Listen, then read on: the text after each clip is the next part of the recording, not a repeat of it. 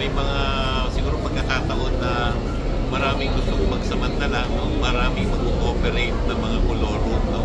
Iwasan po natin sumakay sa mga koloro na sasakyan dahil hindi tayo sigurado kung ito ay roadworthy and sumusunod dun sa mga alituntunin ng LTO at ng LTFRB, no? At saka po dun sa mga magbibiyahe, sana ay dumating tayo ng mas maaga, bigyan natin ng mas maraming oras na maayos yung ating mga papeles, lalo na yung mga magbibiyahe sa airport, no?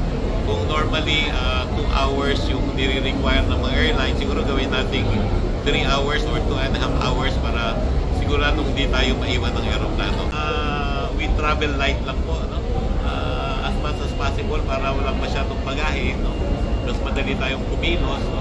And syempre maraming bawal, bawal yung mga firearms, bawal ang ammunition, bawal ang drugs, no? And yung kailangan lang po natin ang dalhin natin, no?